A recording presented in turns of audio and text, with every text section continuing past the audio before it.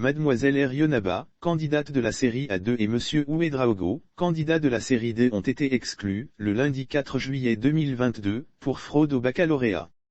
La première a tenté de se suicider et le second mis aux arrêts.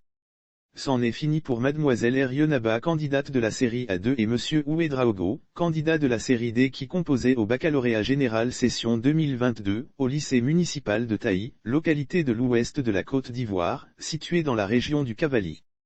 Ces deux candidats ont été exclus, le lundi 4 juillet 2022, pour fraude, lors de la composition de la première épreuve écrite, le français. La jeune fille est sortie, en larmes, son exclusion actée, la jeune fille est sortie, en larmes, de l'établissement. Selon l'AIP qui donne cette information, Mademoiselle Erionaba s'est dirigée directement à la maison avec une mine de deuil. Dès lors, le voisinage comprend qu'un malheur lui est arrivé. Passés les premiers moments d'interrogation, ses voisins entreprennent de se rendre chez la candidate pour savoir ce qui lui est exactement arrivé. Une fois chez elle, les voisins la découvrent dans un état lamentable, se tordant de douleurs abdominales.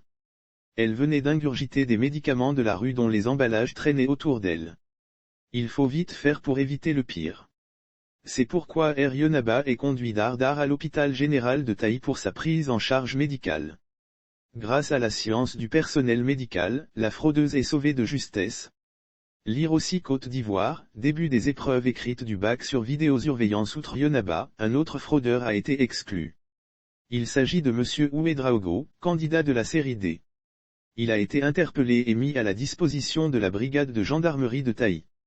Les deux candidats ont été pris en flagrant délit de tricherie avec des téléphones portables. Les deux candidats ont été pris en flagrant délit de tricherie avec des téléphones portables.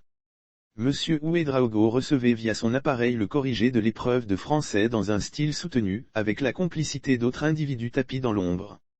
Un premier suspect a été également mis aux arrêts et les forces de sécurité s'emploient à présent à démanteler le réseau de fraudeurs. Pour rappel, avant leur accès au centre de composition du lycée municipal de Taï, les candidats sont systématiquement fouillés. Cet établissement dépourvu de clôture côtoie dangereusement la broussaille. Sauf autorisation de la rédaction ou partenariat préétabli, la reprise des articles de l'infodrome.com, même partielle, est strictement interdite. Tout contrevenant s'expose à des poursuites.